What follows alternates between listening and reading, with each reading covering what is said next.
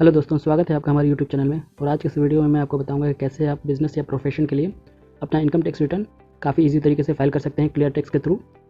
जैसे कि आप देख सकते हैं स्क्रीन पे मैंने एक डेमो बैलेंस शीट बना के रखा है, प्रोविजनल बैलेंस शीट।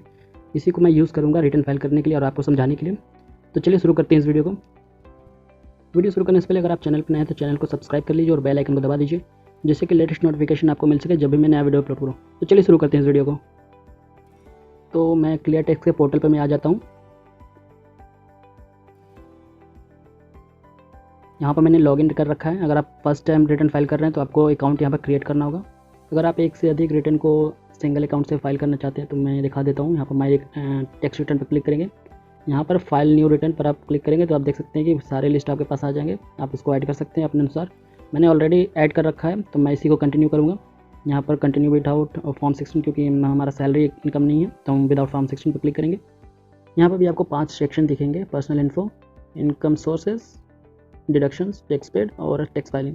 तो पर्सनल इन्फो में आपको अपने पर्सनल डिटेल भरने हैं, जिसमें आपको पर्सनल इन्फो का एक सेक्शन है। इसके बाद आपका एड्रेस है, जिसमें आपको अपने पर्सनल एड्रेस भरने होंगे। तीसरा आपको रजिस्ट्रेशन। यहाँ पर रजिस्ट्रेशन आपको आधार वेरीफाई से भी कर सकते हैं या इनकम टैक्स डिपार्टमेंट द्वारा OTP से भी कर सकते हैं। मैं इसको I will do it later कर देता हूँ। हम आ जाते हैं इनकम सोर्स पर। हमें सैलरी इनकम से कोई लेना देना नहीं है, क्योंकि हम बिजनेस इनकम के लिए रिटर्न को फाइल कर रहे हैं। तो हम सैलरी इनकम को, यहाँ पर सैलरी वाले ऑप्शन को स्किप करेंगे। इसके बाद हम चलते हैं अपने सेकेंड ऑप्शन पे, अदर इनकम। अदर इनकम में पहला सेक्शन है इंटरेस्ट इनकम। पहले वाले ऑप्शन में अगर आपको सेविंग बैंक से कोई इंटरेस्ट मिला तो वो इंटर करेंगे। सेकंड वाले में अगर आपका FD पर कोई इंटरेस्ट है, चाहे FD आपका बैंक में हो या पोस्ट ऑफिस में, उस पर कोई इंटरेस्ट मिला तो वो इंटर करेंगे। PF पर कोई इंटरेस्ट है तो उसको भी इंटर करेंगे। नीचे अदर इनकम में अगर आपको कोई डिविडेंड डोमेस्टिक कंपनी या म्यूचुअल फंड से मिल रहा है तो उसको भी आप यहाँ पर इंटर कर सकते हैं। इसके अलावा नीचे हम आ जाते हैं, यहाँ पर एग्जाम्प्ट इनकम है और एग्रीकल्चर इनकम है। अगर आपके केस में ये दोनों हैं तो आप इसको भी इंटर कर सकते हैं। एग्जाम्प्ट इनकम में अगर आपको इंटरेस्ट मिल रहा है PPF से तो आप यहाँ पर इंटर कर सकते हैं, या इसके अलावा भी कोई आपको इनकम मिल रहा है तो यहाँ पर आप इंटर कर सकते हैं। एग्रीकल्चर में अगर आपका इनकम है तो आप यहाँ पर एग्रीकल्चर इनकम आप दिखा सकते हैं। यहाँ पर हमारे केस में ऐसा कुछ नहीं है तो हम ये सारे स्टेप को स्किप करेंगे और नेक्स्ट सेक्शन में चलेंगे। नेक्स्ट सेक्शन है हमारा हाउस प्रॉपर्टी। अगर हाउस प्रॉपर्टी से भी कोई आपकी इनकम हो रही है, अगर आपने कोई अपनी प्रॉपर्टी को रेंट पर दिया है और रेंट से आपकी इनकम हो रही है तो आप यहाँ पर मेंशन कर सकते हैं। या कोई आपने हाउसिंग लोन ले रखा है तो लोन पर जो भी आप इंटरेस्ट पे कर रहे हैं उसको आप मैक्सिमम 2 लाख तक यहाँ पर क्लेम कर सकते हैं। यहाँ पर देख सकते हैं कि टाइप ऑफ हाउस प्रॉपर्टी यहाँ सेलेक्ट करना होगा: self occupied, rented. Self occupied में अगर आप हाउसिंग लोन ले रखा है तो यहाँ पर आप नीचे यहाँ पर इंटरेस्ट वैल्यू डाल सकते हैं। मैक्सिमम 2 लाख तक का आप इंटरेस्ट क्लेम कर सकते हो। इसके अलावा आप नीचे भी प्री कंस्ट्रक्शन के लिए आपने कोई लोन ले रखा है तो उसका भी इंटरेस्ट आप डाल सकते हैं। नीचे आपको को ओनरशिप का डिटेल देना है कि आप प्रॉपर्टी में आपकी परसेंटेज शेयर कितना है। इसके बाद अगर आप इसको रेंटेड आप सिलेक्ट करते हैं तो यहाँ पर रेंटेड आपको इनकम डालनी पड़ेगी। यहाँ पर आप एनुअल आपने कितना रेंट रिसीव किया है वो ऊपर वाले बॉक्स में डालेंगे। नीचे आपने हाउस टैक्स कितना पे किया उसको हम दिखाएंगे यहाँ पर नीचे वाले ऑप्शन में। इसके अलावा आप यहाँ पर अपने प्रॉपर्टी का एड्रेस यहाँ पर आपको देना होगा। इसके बाद हम सेव पर क्लिक करके नेक्स्ट बढ़ेंगे। क्योंकि हमारे केस में हाउस प्रॉपर्टी से कोई इनकम नहीं है तो मैं इसको भी स्किप करूँगा और आगे कैपिटल गेन वाले सेक्शन में चलते हैं। यहाँ पर हम नीचे click here if you sold any assets पर क्लिक करेंगे। यहाँ पर आप देख सकते हैं कि ऊपर आपने लिखा हुआ कि आप क्या सेल आपने किया है, तो आप कैपिटल गेन के कैटेगरी में आएंगे। शेयर कोई भी सेल किया है, प्रॉपर्टी सेल किया है, हाउस सेल किया है, लैंड या बिल्डिंग एक्सेट्रा, जो भी आपने फाइनेंशियल ईयर में सेल किया है वो आपके कैपिटल गेन में आएगा। अगर आपने शेयर से कोई कैपिटल गेन जनरेट किया है तो यहाँ पर आप अपलोड भी कर सकते हैं। डायरेक्ट अपने डीमेट अकाउंट से रिपोर्ट को जनरेट करके आप इसको यहाँ से अपलोड भी कर सकते हैं और ये सारा डिटेल आपका बाय डिफ़ॉल्ट अपलोड हो जाएगा। इसके अलावा आप यहाँ पर ऐड सेल एंट्री में मैनुअली भी अपने डेटा को फिल कर सकते हैं, जो भी आपका कैपिटल गेन है। यहाँ पर शेयर एंड डिवेंचर में जो भी आपका शेयर एंड डिवेंचर होगा आप इसको फिल कर सकते हैं। जैसे मैं इसको ओपन कर दे रहा हूँ। यहाँ पर टाइप ऑफ शेयर आपको डालना होगा, लिस्टेड शेयर है हमारा स्टॉक एक्सचेंज में। यहाँ पर डेट ऑफ सेल डालना होगा, डेट ऑफ सेल में डाल देता हूँ। और यहाँ पर डालना होगा डेट ऑफ परचेज, में डेट ऑफ परचेज को भी डाल देता हूँ। और सेव पर जैसे ही आप क्लिक करेंगे आपके नीचे कई सारे ऑप्शन इनेबल हो जाएंगे। यहाँ पर आप देख सकते हैं कि आपको डिस्क्रिप्शन देना है जो भी एसेट्स किया है, और बाकी आपको सेल प्राइस आपको डालने होंगे, परचेज प्राइस डालने होंगे। इसी तरह और भी सारे जो म्यूचुअल फंड और शेयर ऑप्शन का डिटेल है आप उसको मैनुअली ऐड कर सकते हैं। क्योंकि मेरे केस में कैपिटल गेन कोई नहीं है तो मैं इसको स्किप करूँगा और नेक्स्ट स्टेप में जाऊँगा बिजनेस एंड प्रोफेशन में। इसके बाद हम आ जाते हैं बिजनेस एंड प्रोफेशन सेक्शन में, income from business and profession. यहाँ पर हम क्लिक करेंगे ऐड इनकम फ्रॉम बिजनेस। जैसे हम इसको क्लिक करेंगे तो हमारा डैशबोर्ड ओपन हो जाएगा बिजनेस एंड प्रोफेशन का। हमें इतने सारे डेटा को फिल करना होगा। इसमें सारे डेटा हमें फिल नहीं करना होगा, हर डेटा अपना अलग अलग कैटेगरी के लिए है। मैं एक एक करके आपको बताऊँगा 1 बाय 1 करके। यहाँ हम पहले वाले ऑप्शन में आ जाते हैं रेम्यूनरेशन फ्रॉम पार्टनरशिप फर्म। अगर आपके पार्टनरशिप फर्म से कोई रेम्यूनरेशन आपको मिल रहा है तो उसको हम यहाँ ऐड करेंगे। अगर आपके पास कोई पार्टनरशिप फर्म है तो यहाँ पर ऐड करेंगे, यहाँ पर ऐड करके यहाँ पर ऐड रेम्यूनरेशन पर क्लिक करेंगे और यहाँ पर नेम ऑफ पार्टनरशिप फर्म डालेंगे। इसके बाद शेयर परसेंटेज डालेंगे, पैन डालेंगे। इसके बाद हम डालेंगे remuneration from firm, interest receive, profit amount receive from firm. इसके बाद हम कैपिटल बैलेंस डालेंगे 31 मार्च को आपका कितना होगा, और any other allowances as deduction अगर आपका कोई होगा तो आप यहाँ पर इंटर करेंगे। इंटर करने के बाद आप इसको यहाँ पर सेव कर देंगे। सेव करने के बाद आपका जो भी रेम्यूनरेशन है यहाँ पर सेव हो जाएगा। क्योंकि मेरे केस में रेम्यूनरेशन नहीं है, पार्टनरशिप फर्म नहीं है, तो मैं इसको यहाँ से डिलीट कर देता हूँ। डिलीट करने के बाद वापस हम बिजनेस एंड प्रोफेशन वाले ऑप्शन में आ जाते हैं।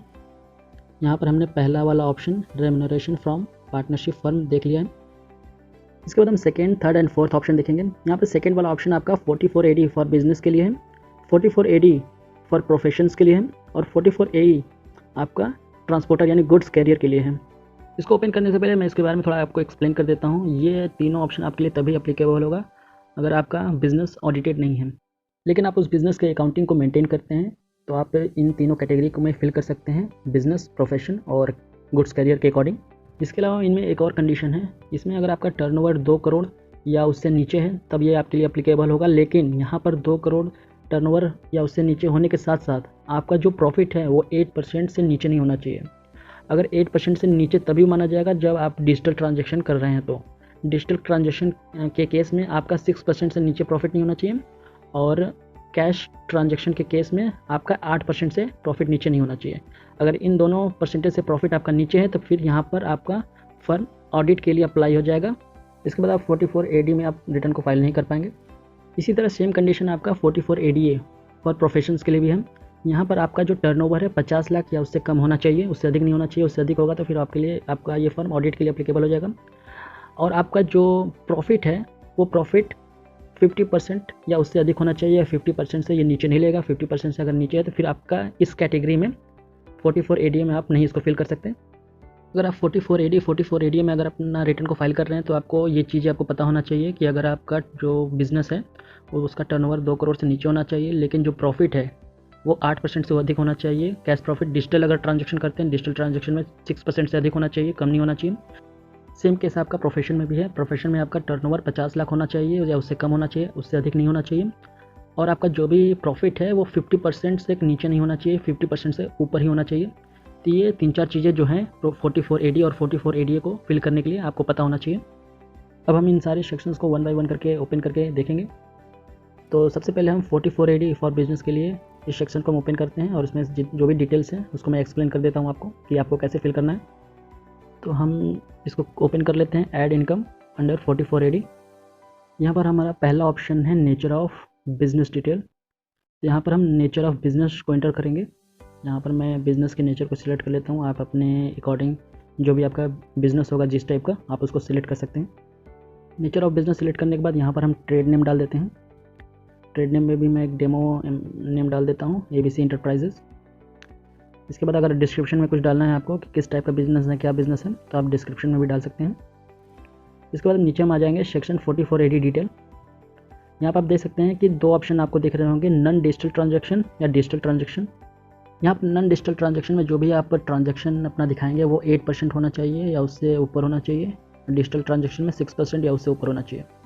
तो मैं एक अमाउंट डाल देता हूँ, 12,50,000 का हमारा टर्नओवर हुआ है नॉन डिजिटल ट्रांजैक्शन में, और हमने लगभग 2.5 लाख रुपए का प्रॉफिट जनरेट किया है। तो यहाँ पर मैं 2.5 लाख रुपए एंटर कर देता हूँ। आप देख रहे होंगे कि जो 12-12.5 लाख का 8% लगभग 2 लाख के करीब होगा। तो हम यहाँ पर 8% से ऊपर ही प्रॉफिट अपना एंटर कर रहे हैं। यहाँ पर इसको हम सेव कर देंगे। यहाँ पर हमारा प्रेजम्पटिव इनकम 44AD सेक्शन में 2.5 लाख होने लगा। इसको एडिट करते हैं और यहाँ पर मैं आपको 8% से कम अमाउंट डालकर दिखाता हूँ कि अगर ये लेता है कि नहीं लेता है। मैं कैलकुलेटर खोल लेता हूँ, कैलकुलेटर में मैं कैलकुलेट कर लेता हूँ। यहाँ मैं 12,50,000 का 7.5% प्रॉफिट एंटर करता हूँ। 7.5% के हिसाब से हमारा प्रॉफिट हुआ 93,750। जैसे ही आप इसको सेव करेंगे और वापस आप बिजनेस एंड प्रोफेशन में जाएंगे तो यहाँ पर आप देखेंगे कि 1 लाख से नीचे ये प्रॉफिट नहीं लेगा। ये प्रॉफिट आपका 12,50,000 का, आप यहाँ पर देख सकते हैं 12,50,000 का अगर हम 8% निकालते हैं तो ये हमारा प्रॉफिट 1 लाख होता है। यानी मिनिमम प्रॉफिट यहाँ पर इस सेक्शन में 1 लाख लेगा ही लेगा, उससे नीचे नहीं लेगा। ये आप प्रॉफिट ज़्यादा कर सकते हैं लेकिन आप प्रॉफिट 8% से नीचे नहीं कर सकते हैं। सेम आपका डिजिटल ट्रांजैक्शन में भी होगा। डिजिटल ट्रांजैक्शन में भी अगर आप 6% से नीचे डालेंगे तो वो नहीं लेगा। 6% से आप ऊपर दिखा सकते हैं डिजिटल ट्रांजेक्शन में भी। तो इस तरह आप यहाँ पर 44 AD में आप अपने बिजनेस इनकम को आप ऐड कर सकते हैं। मैं आपको डिजिटल ट्रांजेक्शन में भी इनकम की एंट्री करके दिखा देता हूँ। इस सेक्शन को मैं थोड़ा फास्ट फॉरवर्ड कर देता हूँ जिससे कि वीडियो थोड़ी छोटी हो जाए। यहाँ पर देख सकते हैं कि यहाँ पर भी सेम आपका 7% से नीचे आपका प्रॉफिट नहीं ले रहा है। ये 75,000 मिनिमम प्रॉफिट 6% के हिसाब से ले रहा है। इस सेक्शन को मैं डिलीट कर देता हूँ क्योंकि हमें 44 AD का इनकम हमें नहीं भरना है। मैंने आपको ये एग्जांपल के तौर पे आपको बताया था कि आप कैसे इसको भर सकते हैं। तो मैं इस सेक्शन को डिलीट कर देता हूँ। डिलीट करने के बाद हम नेक्स्ट सेक्शन में चलते हैं। नेक्स्ट सेक्शन 44 AD प्रोफेशन में सेम जैसे बिजनेस में मैंने आपको बताया है सेम टू सेम आपका प्रोफेशन में भी आपका वही प्रोसेस फॉलो होगा। मैं यहाँ पर आपको ओपन करके दिखा देता हूँ। आप देख सकते हैं कि सेम 44 AD जैसा ही है। आप इसमें भी नेचर ऑफ बिज़नेस आपको ऐड करना होगा। जो भी आपका नेचर ऑफ बिज़नेस होगा आपको ट्रेड नेम डालना होगा, डिस्क्रिप्शन डालना होगा, ग्रॉस टर्नओवर रिसीट डालना होगा कि आपका ग्रॉस टर्नओवर रिसीट कितना है। मान लीजिए आपका ग्रॉस टर्नओवर रिसीट आपका 10 लाख रुपए है साल भर का। और यहाँ पर जो भी आपको प्रॉफिट डालना है आपका प्रॉफिट 50% से अधिक होना चाहिए, यानी 10 लाख का 50% आपका 5 लाख से अधिक का प्रॉफिट होना ही होना चाहिए। 5 लाख से नीचे का ये प्रॉफिट ये भी नहीं लेगा। जैसे कि आप देख सकते हैं यहाँ पर 5 लाख का प्रॉफिट दिखा रहा है। इसको मैं एडिट करता हूँ और यहाँ पर प्रॉफिट हम यहाँ पर कम करके भी दिखाते हैं। यहाँ पर मैं प्रॉफिट डाल देता हूँ 4,90,000। तो देखते हैं कि ये लेता है कि नहीं लेता है। और इसको फिर से सेव पर क्लिक कर देंगे। इसको फिर हम बिजनेस एंड प्रोफेशन में चलते हैं और यहाँ पर देखते हैं। आप देख सकते हैं कि यहाँ पर 5 लाख रुपये ऑटोमेटिक शो करने लगा, यानी 4,90,000 के अमाउंट को ये नहीं ले रहा है। तो आपको जो भी यहाँ पर प्रोफेशन में डालना होगा, प्रोफेशन में आपको 50% जो भी आप अपना टर्नओवर ग्रॉस रिसीट डालेंगे उसका 50% आप प्रॉफिट आपको डालना ही डालना है। आप उससे अधिक प्रॉफिट दिखा सकते हैं लेकिन उससे कम आप प्रॉफिट नहीं दिखा सकते हैं। तो इसको भी मैं डिलीट कर देता हूँ क्योंकि इसका भी मैंने एक आपको डेमो दिखाया है। इसके बाद आप नीचे तीसरे वाले ऑप्शन में जाएंगे 44 AE में, गुड्स कैरियर वाले ऑप्शन में। अगर आपका कोई ट्रांसपोर्टर कंपनी है या अगर आप रेंट पर अपनी गाड़ियों को देते हैं और उससे आपकी इनकम होती है तो उस इनकम को आपको यहाँ पर ऐड करना होगा। इसको मैं आपको दिखा देता हूँ। ऐड इनकम अंडर 44 AE पर क्लिक करेंगे। यहाँ पर आपको ऊपर वाला ऑप्शन भी सेम आपको भरना होगा, नेचर ऑफ बिजनेस। यहाँ पर आप जो भी आपका नेचर ऑफ बिजनेस होगा वो भर सकते हैं। उसके बाद आपको ट्रेड नेम डालना होगा। यहाँ पर डिस्क्रिप्शन भी आप डाल सकते हैं। इसके बाद आप नीचे वाले ऑप्शन में आप देख सकते हैं कि यहाँ से आपको नंबर ऑफ जितने भी आपके पास अगर एक से ज़्यादा व्हीकल है तो आप इस एक से ज़्यादा व्हीकल को आप यहाँ पर एंटर करेंगे, एक एक व्हीकल करके। यहाँ पर पहला वाला ऑप्शन जैसे आप यहाँ पर एंटर करेंगे तो नीचे एक एक टेबल आपका ओपन होता जाएगा। तो आप नंबर ऑफ जितने भी व्हीकल आपके होंगे वहाँ पर एंटर कर सकते हैं। पहले वाला ऑप्शन में आपको नंबर ऑफ मंथ इंटर करना है कि आपने कितने मंथ का ये इनकम जो शो करा रहे हैं, कितने मंथ का इनकम है, 12 मंथ का। नंबर ऑफ टर्न यहाँ पर आपको डालना है। इसके अलावा इनकम पर व्हीकल, आप जिस व्हीकल का इनकम डाल रहे हैं उस व्हीकल का आपको इनकम यहाँ दिखाना होगा। और जिस व्हीकल का इनकम आप यहाँ पर दिखा रहे हैं उस व्हीकल का आपको यहाँ पर रजिस्ट्रेशन नंबर डालना होगा। यहाँ पर ओनरशिप स्टेटस डालना होगा कि उस व्हीकल का ओनरशिप स्टेटस क्या है, या आपकी गाड़ी खुद की है या आपने रेंटेड ली है या आपने लीज पे ली है गाड़ी, या आपको ओनरशिप स्टेटस में आपको दिखाना होगा। इस तरह आप इसको इंटर कर सकते हैं। यहाँ पर ओनरशिप मैं दिखा देता हूँ। यहाँ पर जैसे ही आप क्लिक करेंगे तो यहाँ पर एक आपका ड्रॉप डाउन आ जाएगा। यहाँ से आप देख सकते हैं कि ओनर, ओन, लीज्ड या हायर्ड, इन तीनों में से कोई एक कैटेगरी आपके ओनरशिप स्टेटस होगा तो आप यहाँ पर इंटर कर सकते हैं। मेरे केस में ये नहीं है तो मैं इस ऑप्शन को भी स्किप करता हूँ और नेक्स्ट स्टेप में हम चलते हैं। यहाँ पर मैंने एक चीज़ मिस कर दी आपको बताने के लिए कि 44 AD और 44 AD में कुछ चीज़ें आपको रिक्वायरमेंट पड़ेगी, 4 चीज़ों की, जो कि अगर आप इस सेक्शन में भरते हैं तो चलिए इसको फिर से हम देखते हैं। यहाँ पर हम एग्जांपल लेते हैं बिज़नेस के लिए 44 AD सेक्शन का। तो यहाँ पर हम एग्जांपल के तौर पे हम इनकम को ऐड कर देते हैं पिछले बार जैसे मैंने बताया था लास्ट टाइम। इसको सेव करते हैं और वापस बिज़नेस एंड प्रोफेशन में आते हैं। तो यहाँ पर देख सकते हैं कि हमारी इनकम ऐड हो चुकी है और यहाँ पर ऊपर आप देख रहे होंगे ऑरेंज कलर का presentable income add financial particulars. यहाँ पर हमें कुछ फाइनेंशियल डिटेल्स को ऐड करना होगा जो मैंडेटरी हैं। तो चलिए इसको देख लेते हैं। तो यहाँ पर हम प्रेजेंटेड इनकम में ऐड फाइनेंशियल पर्टिकुलर्स पर क्लिक करते हैं और इसको ओपन करते हैं। तो यहाँ पर देख सकते हैं कि जिस ऑप्शंस में स्टार बना हुआ है वो हमारे लिए मैंडेटरी है, वो हमें फिल करना ही करना है।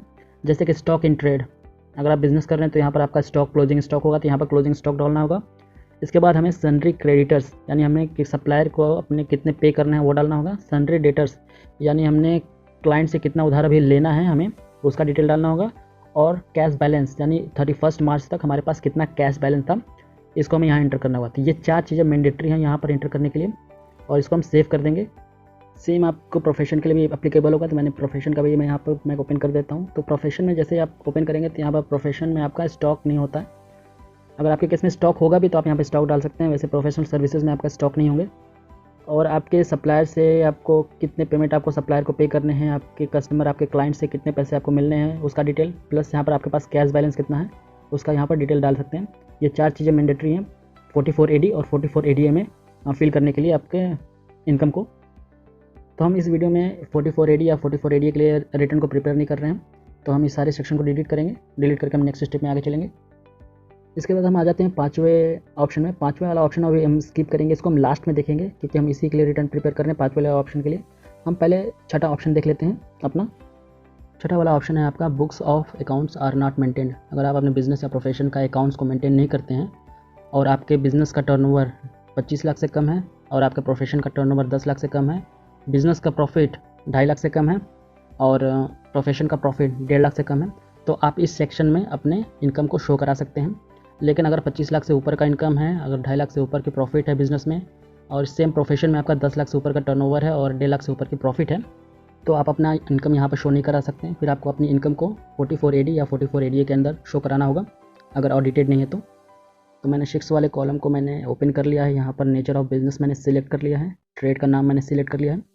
इसके बाद हम नीचे वाले ऑप्शन पर ओपन करेंगे और यहाँ पर कुछ डिटेल्स हमें फिल करने हैं, तो हम यहाँ पर कुछ डिटेल्स को फिल करेंगे, जो कि आपको यहाँ पर पहले ऑप्शन डालना होगा amount of total sundry debtors, यानी आपको अपने क्लाइंट से कितने पैसे भी लेने हैं, रिसीवेबल है, उस अमाउंट को यहाँ पर इंटर करेंगे।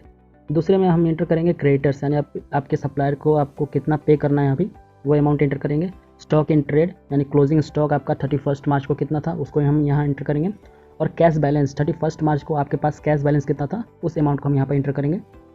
तो मैंने ऊपर वाले टेबल को मैंने फिल कर दिया है। यहाँ पर मैं ग्रॉस टर्नओवर यहाँ पर डाल देता हूँ।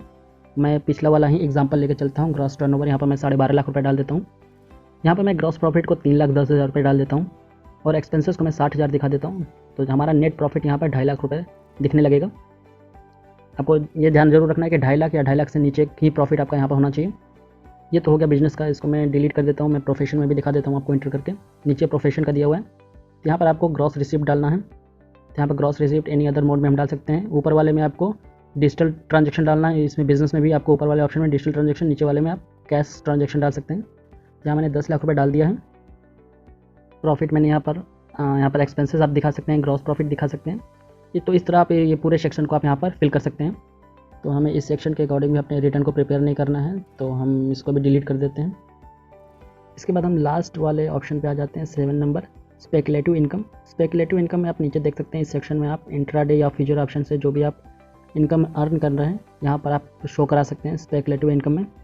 तो इसको भी मैं आपको एग्जांपल के तौर पे बता देता हूँ कि कैसे इसको आप फिल करना है। तो यहाँ पर आपको ऐड स्पेकुलेटिव इनकम पर क्लिक करना होगा।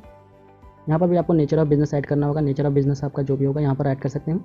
इसके बाद आपको ट्रेड नेम यहाँ पर डालना होगा। अगर आपके केस में ट्रेड नहीं है तो यहाँ पर इसको स्किप भी कर सकते हैं या अपना नाम भी डाल सकते हैं ट्रेड नेम की जगह। इसके बाद आपको यहाँ पर टर्नओवर डालना होगा फ्रॉम स्पेकुलेटिव एक्टिविटीज़।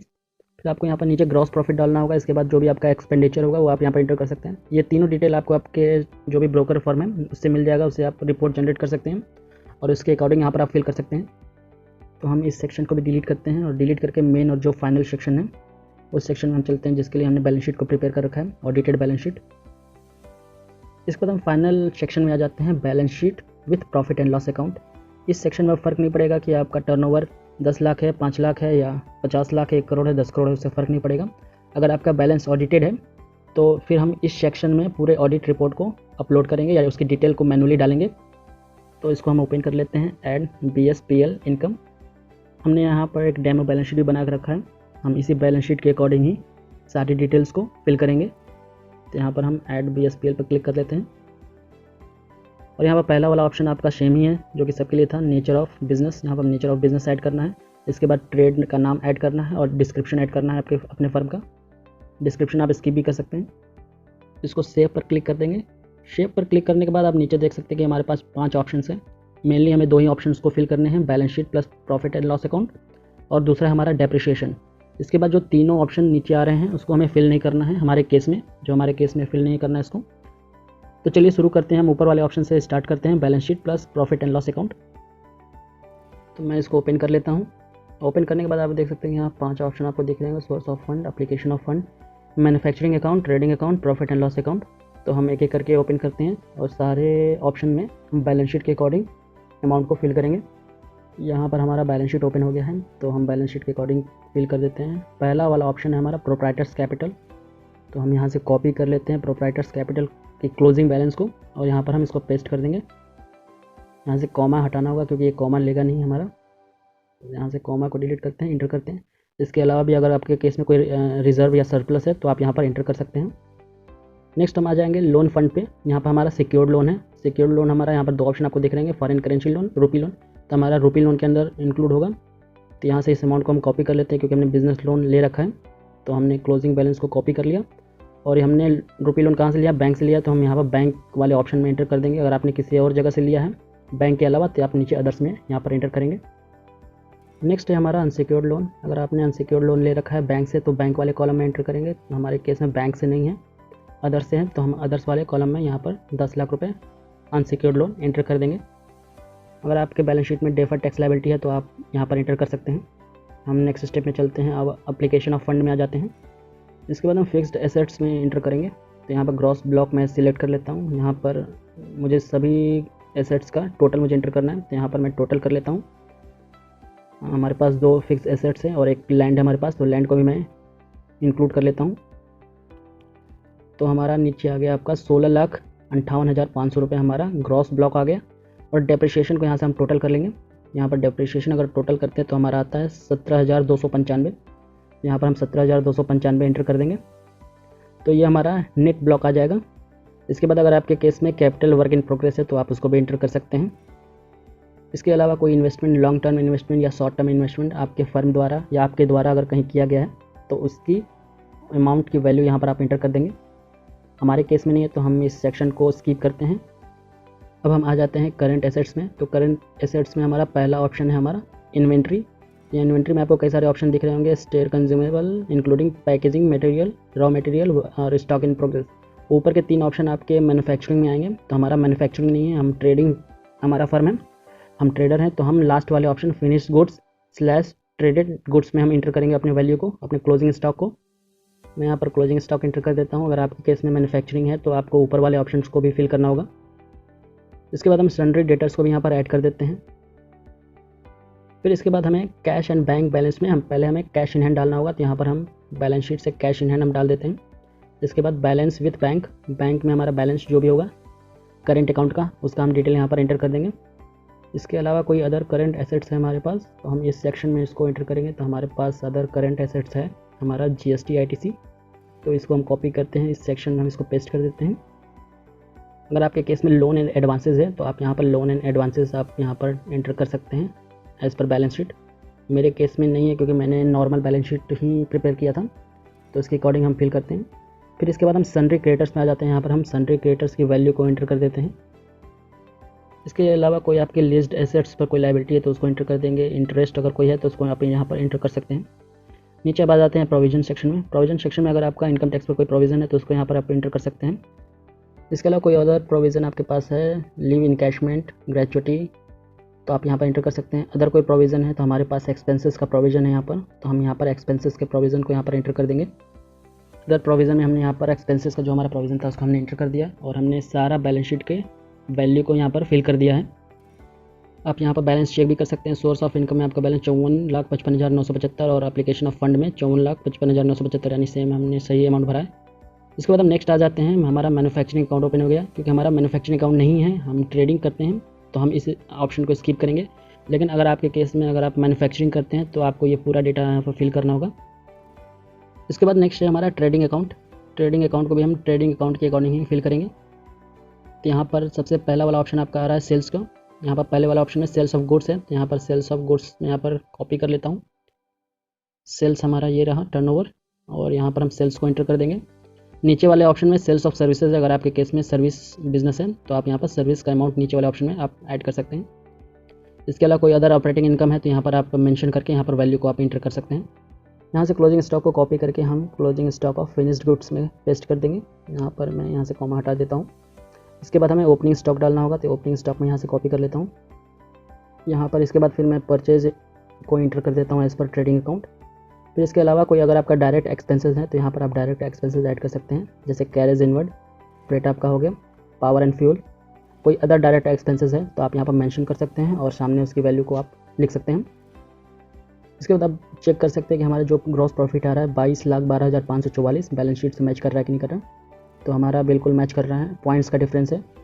तो वो यहाँ पर क्योंकि क्लियर टेक्स्ट में जो भी वैल्यू आप डाल रहे हैं वो आपका राउंड फिगर में ले रहा है। फिर इसके बाद हम नीचे आ जाते हैं हमारे प्रॉफिट एंड लॉस अकाउंट में। अब प्रॉफिट एंड लॉस अकाउंट में जो भी हमारे एक्सपेंसेस होंगे हमारे प्रॉफिट एंड लॉस अकाउंट के अकॉर्डिंग हम इसको एंटर कर देते हैं। यहाँ पर हम सैलरी और वेजेस का एक्सपेंसेस को एंटर कर देते हैं। सैलरी के अलावा कोई अदर एम्प्लॉई से रिलेटेड एक्सपेंसेस है तो आप यहाँ पर एंटर कर सकते हैं इसको। यहाँ पर हम कन्वेंस को एंटर कर देते हैं। इसके बाद हम टेलीफोन एक्सपेंसेस को कॉपी कर लेते हैं, इसको यहाँ पर एंटर कर देते हैं। अगर आपके एक्सपेंसेस हेड ऊपर दिए गए एक्सपेंसेस हेड से नहीं मिल रहे हैं तो आप नीचे यहाँ पर मैनुअली भी एंट्री कर सकते हैं इसकी। जैसे यहाँ पर प्रिंटिंग एक्सपेंसेस है, लीगल फ़ीस है, यहाँ पर लीगल फ़ीस आप अमाउंट डालकर यहाँ पर एंटर कर सकते हैं। इसके अलावा ऊपर आपका ऑडिट फ़ीस का हेड दिया हुआ है तो ऑडिट फ़ीस का एक्सपेंसेस मैं ऑडिट फ़ीस वाले हेड में डाल देता हूँ। प्रॉफिट एंड लॉस के अकॉर्डिंग मैंने यहाँ पर एक्सपेंसेस एंटर कर दिए हैं। इसके अलावा भी एक्सपेंसेस है तो यहाँ पर प्लस का साइन है, इस पर क्लिक करके आप यहाँ पर और भी मैनुअली एक्सपेंसेस को एंटर कर सकते हैं। तो मेरे पास और भी है तो मैं इसको एंटर कर देता हूँ। इसके बाद हमारा डेप्रिसिएशन का एक्सपेंसेस है तो डेप्रिसिएशन का एक्सपेंसेस हम डेप्रिसिएशन के हेड में डालेंगे। तो यहाँ पर 52 नंबर पर आपका डेप्रिसिएशन का हेड दिया हुआ है तो यहाँ पर हम डेप्रिसिएशन को एंटर कर देते हैं। सारे एक्सपेंसेस हमने ऐड कर लिया। हमारा यहाँ प्रॉफिट आ रहा है 985,289.61 और इसमें आ रहा है 985,290, यानी पॉइंट का डिफरेंट है तो ये ज़्यादा फ़र्क हमें नहीं पड़ेगा इसका। और इस सारे डिटेल्स को हम सेव कर लेते हैं और इसको भी मैं सेव कर लेता हूँ और बिजनेस एंड प्रोफेशन में वापस जाते हैं। इसके बाद हम एडिट डिटेल में जाएंगे। यहाँ पर हमने पहले वाले ऑप्शन को हमने फिल कर दिया, balance sheet plus profit and loss account. इसके बाद हमें नेक्स्ट वाले ऑप्शन को फिल करना होगा, डेप्रिसिएशन। तो हम इसको ओपन कर लेते हैं, add depreciation entry. Balance sheet के अकॉर्डिंग या डेप्रिसिएशन एनेक्सर के द्वारा 1 बाय 1 करके सारे एसेट्स को यहाँ पर हम एंट्री कर लेते हैं। तो हमारा पहला एसेट्स है हमारा फर्नीचर, यहाँ पर हम डाल देते हैं fixture and furniture. Opening balance हमारा है फर्नीचर का 1,29,000 के करीब है, इसको हम पेस्ट कर देते हैं। परचेज अमाउंट, अगर आपने 3 अक्टूबर से पहले कुछ परचेज किया है तो उसकी वैल्यू डालना है। 3 अक्टूबर से पहले अगर कोई सेल किया है तो उसकी वैल्यू डालना है। 4 अक्टूबर या उससे के बाद कोई आपने परचेज किया है फर्नीचर में तो उसकी वैल्यू को एंटर करना है। 4 अक्टूबर के बाद अगर कोई आपने फर्नीचर को सेल किया है तो उसकी वैल्यू को आपको यहाँ एंटर करना होगा। इसके बाद नीचे आपको ये ऑप्शनल डेट आपको डालना होगा, ये कंपलसरी नहीं है। इसके बाद आप पर्सनल यूजेज परसेंटेज भी डाल सकते हैं। तो हम सारे ऑप्शन को स्किप करेंगे और इसको सेव पर क्लिक कर देंगे। तो यहाँ पर हमारा एक एसेट्स हमारा यहाँ पर ऐड हो चुका है, उसका डेप्रिसिएशन। दूसरे एसेट्स को ऐड करने के लिए हम यहाँ पर इन्वर्टर एंड बैटरीज को ऐड करेंगे। यहाँ पर प्लांट एंड मशीनरी वाले ऑप्शन में ही आएगा ये ब्लॉक में। इसके बाद डिस्क्रिप्शन में आप डाल सकते हैं इन्वर्टर एंड बैटरी। इसके बाद आपको नीचे पहले की तरह ओपनिंग अकाउंट डालना होगा यहाँ पर। इसके बाद अगर आपने परचेस कोई इन्वर्टर या बैटरी किया है 3 अक्टूबर से पहले तो उसकी वैल्यू डालनी होगी। कोई अगर आपने सेल किया है 3 अक्टूबर से पहले तो उसकी बैटरी डालनी होगी। इसके अलावा अगर आपने कोई परचेस किया है 4 अक्टूबर के बाद तो उसकी वैल्यू आपको यहाँ एंटर करना होगा। अगर आपने कोई सेल किया है 4 अक्टूबर के बाद तो उसकी वैल्यू को यहाँ पर एंटर करना होगा। तो हमारे केस में कोई सेल परचेज नहीं है तो हम इसको नीचे जाकर सेव कर देते हैं। ये हमारा दूसरा एसेट्स ऐड हो चुका है। तीसरे एसेट्स को ऐड करने के लिए तीसरा एसेट्स हमारा लैंड, जो कि 0% होगा। यहाँ पर डिस्क्रिप्शन हम डाल देते हैं। ओपनिंग बैलेंस हमारा 15 लाख होगा और आपको इसमें कोई और वैल्यू फिल नहीं करना है और इसको हम सेव पर क्लिक कर देंगे। तो यहाँ पर हमारे तीनों एसेट्स इंटर हो चुके हैं और हम गो टू नेक्स्ट पर क्लिक करेंगे।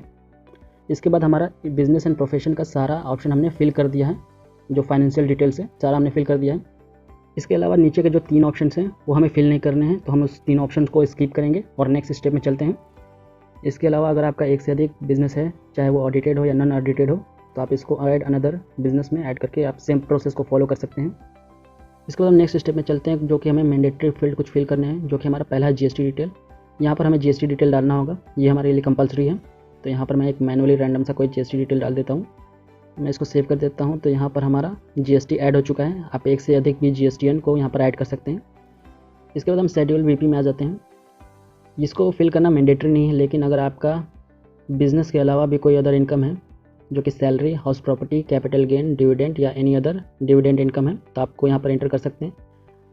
और इसके अलावा भी अगर कोई आपका एक्सपेंसेस है तो आप नीचे एक्सपेंसेस को भी इंटर कर सकते हैं। हमारे केस में कुछ नहीं है तो हम इसको स्किप करते हैं और नेक्स्ट स्टेप में चलते हैं। इसके बाद हमारा नेक्स्ट है शेड्यूल ओआई अदर इन्फॉर्मेशन। ये बाय डिफ़ॉल्ट जैसा फिल है इसको ऐसे ही रहने देंगे। इन सभी डिटेल्स को आप अपने ऑडिट रिपोर्ट के 3CB और 3CD फॉर्म में भी देख सकते हैं और इससे वेरीफाई कर सकते हैं। तो हम इसको भी स्किप करते हैं। इसके बाद नेक्स्ट ऑप्शन है हमारा ऑडिट इन्फॉर्मेशन। यहाँ पर हमें ऑडिटर का डिटेल ऐड करना होगा, जो कि पहला वाला ऑप्शन आपसे पूछ रहा है कि are you liable to maintain account, जैसे हम इसको टिक करेंगे। इसके बाद लास्ट वाला ऑप्शन है are you liable for audit under section 44AB, इसको भी हम टिक करेंगे यस। नीचे वाला ऑप्शन आपसे पूछ रहा है कि आपका ऑडिटर ही आपका अकाउंटेंट है क्या, ये ऑप्शन आपसे पूछ रहा है। अगर आपका ऑडिटर ही आपका अकाउंटेंट है तो इसको हम टिक करेंगे, नहीं तो इसको अनटिक कर देंगे। दूसरा वाला ऑप्शन हमसे पूछ रहा है are you declaring income under section 44A, 44AD, 44ADA, तो हम इसको अनटिक कर देंगे, नहीं हम इस सेक्शन के अंदर डिक्लेयर नहीं कर रहे हैं अपनी इनकम को। इसके बाद थर्ड ऑप्शन आपसे पूछ रहा है कि क्या आपका बिजनेस प्रोफेशन, नहीं सिर्फ बिजनेस आपका 1 करोड़ से 10 करोड़ के बीच उसका टर्नओवर है, तो हमारे केस में हाँ है, तो हम इसको टिक कर देंगे। इसके बाद हम नीचे देखेंगे, नीचे हम ऑडिटर्स का डिटेल पूरा फिल करेंगे, जो कि ऑडिटर्स का जो भी प्रोप्राइटरशिप फर्म होगा तो उसको हम डालेंगे, प्लस ऑडिटर का नेम डालेंगे, ऑडिटर का मेंबरशिप नंबर डालेंगे, ऑडिटर्स का रजिस्ट्रेशन नंबर डालेंगे, उसका ऑडिट फर्म का पैन डालेंगे। इसके बाद हम ऑडिटर का आधार डालेंगे, डेट ऑफ ऑडिट रिपोर्ट कब का है वो उसका डेट मेंशन करेंगे, और date of furnishing the audit report उस डेट को हम यहाँ मेंशन करेंगे और शेप पर क्लिक कर देंगे। ऑडिट इन्फॉर्मेशन का सारा डिटेल आपको ऑडिटर से या जो भी आपकी ऑडिट रिपोर्ट होगी 3CB या 3CD फॉर्म से आपको मिल जाएगी सारी डिटेल्स, आप उससे भी एक बार चेक कर सकते हैं। इनकम सोर्स के अंदर जितने भी डिटेल्स थे उन सारी डिटेल्स को लगभग हमने फिल कर दिया है। नीचे वाले ऑप्शन को हमें फिल नहीं करना है। नीचे वाला ऑप्शन हमारा मैन्युफैक्चरिंग के केस में इनेबल होगा, जो कि वहाँ पर स्टॉक के डिटेल्स को हमें मेंशन करना होगा। तो फिलहाल हम इसको स्किप करते हैं और नेक्स्ट स्टेप में चलते हैं हम। इसके बाद हम गो टू नेक्स्ट पर क्लिक करेंगे और नेक्स्ट सेक्शन में हम आ जाएंगे डिडक्शन में। इसको हम डिडक्शन सेक्शन में आ चुके हैं। यहाँ पर हम बैलेंस शीट के अनुसार यहाँ पर हमने 79,000 समथिंग का हमने LIC का डिडक्शन लिया था, तो मैं यहाँ पर एंटर कर देता हूँ 79,669 रुपीज़ का। यहाँ पर सेक्शन 80 TTK में कोई अमाउंट रिफ्लेक्ट नहीं हो रहा है, क्योंकि हमने अदर इनकम में सेविंग बैंक पर इंटरेस्ट वाला अमाउंट हमने नहीं डाला था, क्योंकि हमारे बैलेंस शीट में नहीं था। अगर आपके केस में आपके बैलेंस शीट में सेविंग बैंक पर इंटरेस्ट होगा तो आप अदर इनकम में सेविंग बैंक के इंटरेस्ट को ऐड कर सकते हैं। यहाँ पर इनकम सोर्स में जाएंगे आप, इनकम सोर्स में हम पहले वाले ऑप्शन में सेविंग बैंक से जो भी इंटरेस्ट हमें मिलेगा उसका डेटा हम फिल करेंगे। नीचे अगर हमें FD या पोस्ट ऑफिस से कोई FD पर इंटरेस्ट मिला है तो उसका डेटा को फिल करेंगे। तो हमारे केस में नहीं था, इसे हमें रिफ्लेक्ट नहीं हो रहा है। अगर आपके केस में होगा तो आपके केस में रिफ्लेक्ट होगा।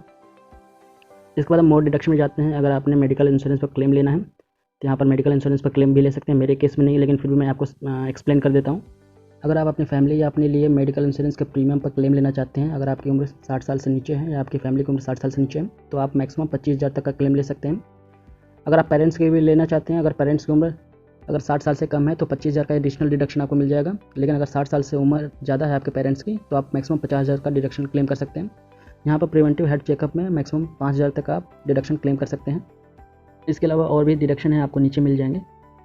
इसके अलावा कोई स्पेशल डिडक्शन पर आपको क्लेम लेना है तो यहाँ पर ऐड स्पेशल डिडक्शन पर क्लिक करेंगे तो यहाँ पर आप क्लेम ले सकते हैं। यहाँ पर आपको मैं बता दूँ कि आप 80 GG के अंदर भी आप क्लेम ले सकते हैं।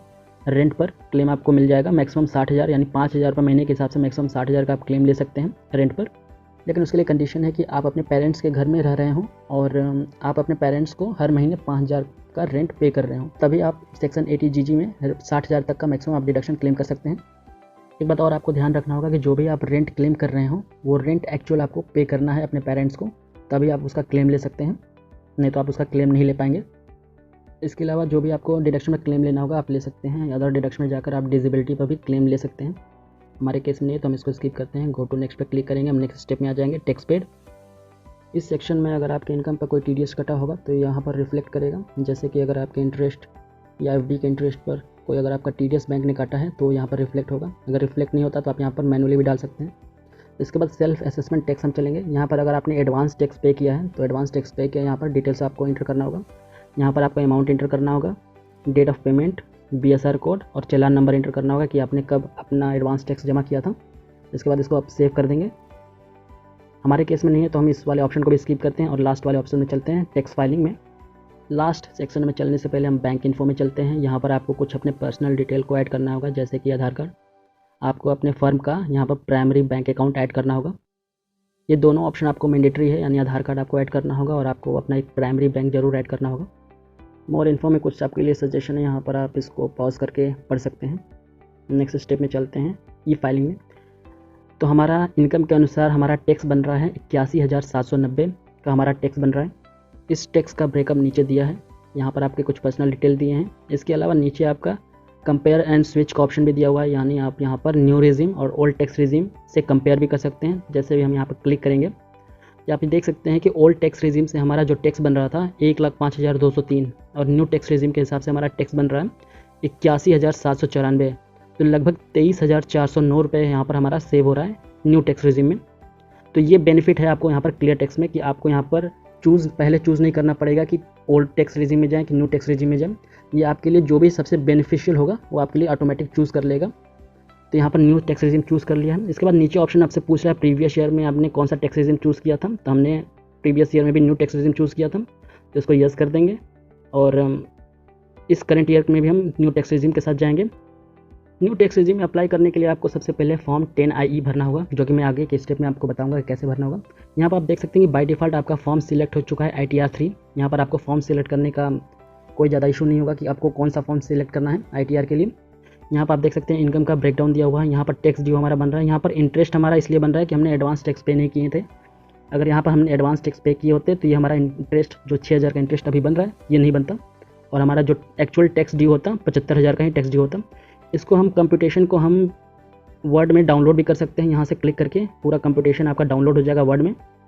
यहाँ पर हमारा जो टैक्स की लायबिलिटी निकल रही है 81,790, इसको हम पे कैसे करेंगे, तो हम ऊपर जाते हैं, क्लिक हेयर टू पे योर टैक्स ड्यू पर क्लिक करेंगे। तो ये हमें कुछ एरर दिखा रहा है, जो कि हमने कुछ डिटेल्स को सही नहीं भरा था। जैसे कि मैं बता देता हूँ, GST नंबर को हमने सही नहीं भरा था। तो जो लास्ट वाला ऑप्शन है यहाँ पर देख सकते हैं कि यहाँ पर GST नंबर इनवैलिड बता रहा है। अगर आपको टैक्स ड्यू को ऑफलाइन पे करना है तो ऑफलाइन पे करने के लिए हम टैक्स फाइलिंग पे जाते हैं, और नीचे आपको यहाँ पर ऑप्शन दिख रहा होगा, लिंक आपको बन गया होगा, यू कैन ऑल्सो पे योर टैक्स ऑफलाइन। जैसे ही आप क्लिक करेंगे यहाँ पर आपका बाय डिफ़ॉल्ट चालान जनरेट हो जाएगा। ये चालान आपको बैंक में ले जाकर देना होगा, और आपका जो भी टैक्स का होगा अमाउंट आपको बैंक में कैश जमा कराना होगा या चेक देना होगा। तो इस तरह आप ऑफलाइन अपने टैक्स को पे कर सकते हैं। लेकिन ऑनलाइन टैक्स को कैसे पे करेंगे, तो चलिए उसको देख लेते हैं। हम यहाँ से भी क्लिक हेयर करके डायरेक्ट टैक्स को पे कर सकते हैं, लेकिन क्योंकि ये एरर आ रहा है तो इस वजह से हम मैनुअली वेबसाइट पर चले जाते हैं। टिन NSDL की वेबसाइट पर हम चले जाते हैं। इसके बाद हम सर्विस वाले ऑप्शन में आते हैं, और यहाँ पर आपको सेकेंड नंबर पर दिख रहा होगा ई पेमेंट टैक्स ऑनलाइन, ई पेमेंट पे टैक्स ऑनलाइन पर क्लिक करेंगे। तो यहाँ पर हमें चालान चूज़ करने के लिए देगा। तो हमारा जो चालान होगा, हमें चालान 280 के अंदर ही हमें अपने टैक्स को पे करना है। तो यहाँ पर हम प्रोसीड पर क्लिक करेंगे। जैसे आप 280 वाले चालान पर क्लिक करते हैं, आपको 280 चालान आपको यहाँ ओपन हो जाएगा। हमें यहाँ पर सेकेंड वाला 0021 ऑप्शन को चूज़ करना है, income tax other than company. इसके बाद हमें type of tax payment choose करना है 400, टैक्स ऑन रेगुलर असेसमेंट 400 को हमें चूज़ करना है। इसके बाद नीचे हमें मोड ऑफ़ पेमेंट को चूज़ कर लेना है। तो यहाँ पर हम नेट बैंकिंग चूज़ कर लेते हैं, मोड ऑफ़ पेमेंट। इसके बाद आपको यहाँ पर परमानेंट अकाउंट नंबर यानी पैन नंबर इंटर करना है। आपको यहाँ पर पैन नंबर सही इंटर करना है अपना। इसके बाद असेसमेंट ईयर चूज़ करना है। तो असेसमेंट ईयर हमारा 22-23 होगा। इसके बाद नीचे हम यहाँ पर एड्रेस ऐड करेंगे। एड्रेस ऐड करने के बाद कैप्चा को फिल करके हम प्रोसीड पर क्लिक करेंगे। तो यहाँ पर हमें पैन गलत बता रहा है, क्योंकि मैंने यहाँ पर रैंडम पैन चूज़ किया है। यहाँ पर फिर से हम प्रोसीड पर क्लिक करते हैं, और यहाँ पर एक बार दोबारा रीचेक के लिए हमारे पास आएगा, इनवैलिड पैन बता रहा है क्योंकि हमने पैन गलत डाला हुआ था। तो आगे का स्टेप मैं बता देता हूँ। जैसे आप प्रोसीड पर क्लिक करेंगे, ये आपके बैंक अकाउंट पे ले जाएगा, और वहाँ से आपको टैक्स पेमेंट आपको पे करना होगा। सारा अमाउंट 81,720 आप एक ही हेड टैक्स पेमेंट वाले ऑप्शन में डाल सकते हैं। वहाँ डालने के बाद आप जैसे इसको पे करेंगे तो आपको चालान जनरेट हो जाएगा, जिसमें आपको BSR नंबर, चालान नंबर आपको मिलेगा। फिर हमें उस चालान की डिटेल को एंटर करना होगा। हम टैक्स पेड में आएंगे, सेल्फ टैक्स पेमेंट ऑप्शन में आएंगे। इसके बाद हम ऐड एंट्री पर क्लिक करेंगे। तो जो भी हमारा चालान हमने जनरेट किया, पे किया है टैक्स को, यहाँ पर टैक्स अमाउंट डालेंगे, किस डेट को पे किया है वो हमारे चालान पर मिल जाएगा। तो मैं यहाँ पर इसको कॉपी कर लेता हूँ, मैं आपको एक बार डाल के दिखा देता हूँ। तो सेल्फ टैक्स पेमेंट पर आ जाते हैं, ऐड एंट्री। यहाँ पर अमाउंट पेड में मैं डाल देता हूँ, डेट ऑफ पेमेंट मैं आज का डाल देता हूँ 8 जून। यहाँ पर मैं डेमो के तौर पर डेट ऑफ पेमेंट और BSR और चालान नंबर को मैं डाल देता हूँ। मैंने कोई रैंडम डिटेल डाल दिया, इसको सेव पर क्लिक कर देता हूँ। ये देखिए मेरा टैक्स डिटेल ऐड हो गया। और यहाँ पर जैसे हम टैक्स फाइलिंग पर आएंगे तो यहाँ पर हमें टैक्स ड्यू का अलर्ट नहीं दिखा रहा है। यहाँ पर अब बोल रहा है कि your ITR is to be filed under digital signature. यहाँ पर डाउनलोड ITR जेसन करने के लिए दे रहा है। तो हम इस ITR को डाउनलोड कर लेंगे, क्योंकि यहाँ से डायरेक्ट ITR हमारा फाइल नहीं होगा। तो हमें ITR जेसन डाउनलोड करने से पहले यहाँ पर फॉर्म 10E का एक्नॉलेजमेंट नंबर और डेट डालना होगा। तो चलिए हम सीधे इनकम टैक्स के पोर्टल पर चलते हैं। जो भी आप ITR का जेसन फाइल डाउनलोड करेंगे क्लियर टैक्स में, आपको जितने भी एरर आ रहे हैं आपको सभी एरर को सही करने होंगे। उसके बाद ही आप जेसन फाइल डाउनलोड करिएगा। तो मैं लॉगिन कर लेता हूँ, मैंने लॉगिन कर लिया है। 10IE भरने से पहले हमें सबसे पहले CA को पोर्टल पर ऐड करना होगा। जैसे कि आप यहाँ पर देख सकते हैं हमारे पास पहले से CA ऐड है। अगर आपके केस में कोई CA ऐड नहीं है तो ऊपर वाले ऑप्शन में ऐड CA पर क्लिक करके हम CA को ऐड करेंगे। पहले जहाँ पर आपके बिजनेस का ऑडिट हुआ है वहाँ के CA का हम मेंबरशिप नंबर डालेंगे। यहाँ ऑटोमेटिक उसका नाम रिफ्लेक्ट हो जाएगा और उसको हम CA असाइन कर देंगे। ये असाइन रिक्वेस्ट जाएगा CA के पास, CA के पोर्टल पर। वो उस रिक्वेस्ट को एक्सेप्ट करेगा और रिक्वेस्ट एक्सेप्ट करने के बाद वो आपका ऑडिट रिपोर्ट अपलोड करेगा, यानी फॉर्म 3CB और 3CD को अपने पोर्टल पर अपलोड करेगा। जैसे वो पोर्टल पर अपलोड करेगा, वो सारे फॉर्म आपके पोर्टल पर रिफ्लेक्ट हो जाएंगे, सारी बैलेंस शीट आपके पोर्टल पर रिफ्लेक्ट हो जाएगी। उसे आपको एक्सेप्ट करना होगा। एक्सेप्ट करने के बाद ही आप अपने ITR को अपलोड कर सकते हैं। जैसे कि आप देख सकते हैं कि लास्ट ईयर में CA ने ऑडिट रिपोर्ट को फॉर्म 3CB और 3CD को अपलोड किया था और यहाँ से हमने इसको अप्रूव किया है, तो यहाँ पर ये शो हो रहा है। इसी तरह आपको यहाँ पर अप्रूव करना होगा डिजिटल सिग्नेचर के थ्रू। इसके बाद यहाँ पर बगल में आपको फॉर्म 10IE दिख रहा होगा, तो मैं बता देता हूँ 10IE आपको कैसे फाइल करना है। हमें इनकम टैक्स फॉर्म, फिर यहाँ पर फाइल इनकम टैक्स फॉर्म पर क्लिक करना होगा। यहाँ हमारा इनकम टैक्स का फॉर्म ओपन हो चुका है। यहाँ से हम सर्च कर लेते हैं 10IE। 10IE यहाँ पर नीचे हमारा शो होने लगा। यहाँ पर फाइल नाउ पर हम क्लिक करेंगे। यहाँ पर हम असेसमेंट ईयर सेलेक्ट करेंगे। इसके बाद हम कंटिन्यू पर क्लिक करेंगे। इसके बाद हम लेट्स गेट स्टार्टेड पर क्लिक करेंगे।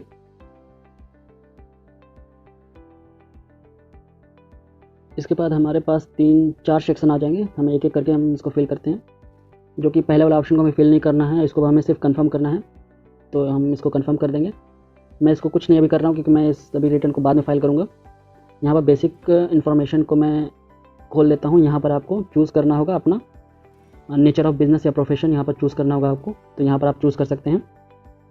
उसके बाद आपको नीचे सब सेक्टर सेलेक्ट करना होगा। आपका सब सेक्टर क्या है नेचर ऑफ बिजनेस के, तो यहाँ पर मैं होलसेल और फर्दर प्रोडक्ट्स डाल देता हूँ। इसके बाद आप सेव कर लेंगे, मैं कैंसिल कर देता हूँ। फिर इसके बाद एडिशनल ऑप्शन में जाते हैं। यहाँ पर आपको चूज़ करने होंगे कि अगर आपका कोई इंटरनेशनल फाइनेंशियल सर्विस में कोई आपका यूनिट है तो आप यस कर सकते हैं, नहीं तो नो कर सकते हैं। हम इसको नो रहने देंगे।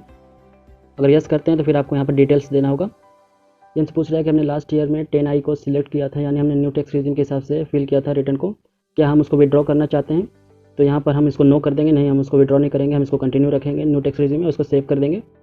इसके बाद लास्ट वाले ऑप्शन में आएंगे हम वेरिफिकेशन पर क्लिक करते हैं। यहाँ पर आपको डिक्लेरेशन जो भी है यहाँ पर टिक करना होगा। यहाँ पर अगर आपको न्यू टैक्स रेजिम एक्सरसाइज करना है तो एक्सरसाइज चूज़ करेंगे, और इसको विड्रॉ करना है तो हम विड्रॉ ऑप्शन चूज़ करेंगे। बाकी नीचे जो भी हमारा डिक्लेरेशन है उसको हम चूज़ करके इसको डिजिटल सिग्नेचर द्वारा हम इसको वेरीफाई कर लेंगे। जैसे ही हम इस ऑप्शन को वेरीफाई करते हैं, हमें एक एक्नॉलेजमेंट नंबर हमें इशू हो जाएगा। वो एक्नॉलेजमेंट नंबर हम क्लियर टैक्स की वेबसाइट पर आके एंटर कर देंगे। मैंने फॉर्म 10IE को अभी फिल नहीं किया है, मैं इसको बाद में फिल करूँगा। अब हम एक्नॉलेजमेंट नंबर और डेट को एंटर करने के बाद ही क्लियर टैक्स से जेसन फाइल को डाउनलोड करेंगे। फिर इसके बाद हम जेसन फाइल को अपलोड कहाँ करेंगे, तो हम आ जाएंगे टैक्स फाइल रिटर्न पर, और यहाँ पर हम असेसमेंट ईयर सेलेक्ट कर लेंगे। हमारा असेसमेंट ईयर है 22-23। हमने ऑफलाइन प्रिपेयर किया है, ऑनलाइन में अगर आपको फिर से ऑनलाइन पूरा भरना पड़ेगा। हमने ऑफलाइन ही प्रिपेयर कर लिया है, तो ऑफलाइन हम चूज़ करेंगे। यहाँ पर हमारा ओरिजिनल रिटर्न है, तो हम 139(1) चूज़ कर लेंगे। इसके बाद है are you audited under section 44AB, yes, हमने इसको चूज़ कर लिया है। हमने ITR फॉर्म 3 चूज़ कर लिया है, कंटिन्यू पर क्लिक किया। तो यहाँ पर अपलोड का ऑप्शन आ रहा है। यहीं पर आपका जेसन जो आपने क्लियर टैक्स से डाउनलोड करेंगे, यहाँ पर अपलोड हो जाएगा जेसन फाइल। अपलोड करने के बाद हम प्रोसीड टू वेरिफिकेशन पर क्लिक करेंगे, और इसके बाद हमारे पास नेक्स्ट ऑप्शन आएगा। कुछ डिक्लेरेशन आएंगे जो कि हमें उसको फिल करना होगा और टिक करना होगा। उसके बाद हम उसको डिजिटल सिग्नेचर द्वारा अपने ITR को वेरीफाई कर देंगे। इसके बाद हमारा जो इनकम टैक्स रिटर्न है ये वेरीफाई हो जाएगा, और इस तरह हम अपना बिजनेस और प्रोफेशन के लिए अपने ITR को प्रिपेयर कर सकते हैं, रिटर्न को अपलोड कर सकते हैं और रिटर्न को फाइल कर सकते हैं, साथ में टैक्स भी पे कर सकते हैं। तो फिलहाल इस वीडियो में इतना ही। अगर आपको वीडियो इन्फॉर्मेटिव लगा हो तो इस वीडियो को लाइक करिए, शेयर कीजिए, और वीडियो से रिलेटेड कोई भी डाउट हो जो कि मुझसे अगर मिस भी हो गया हो तो आप नीचे कमेंट करिएगा, मैं उसका ज़रूर आंसर दूंगा। लगभग 77% लोगों ने हमारे चैनल को सब्सक्राइब नहीं किया है। वो वीडियो तो देख रहे हैं लेकिन चैनल को सब्सक्राइब नहीं कर रहे हैं, तो मेरा उनसे रिक्वेस्ट है कि प्लीज़ चैनल को आप ज़रूर सब्सक्राइब कर लें। अगर आप चैनल पर नए हैं तो चैनल को सब्सक्राइब कर लें, बेल आइकन को दबा दीजिए जिससे कि आपको नोटिफिकेशन मिल सके। मिलते हैं आपसे अगले वीडियो में नेक्स्ट टॉपिक के साथ।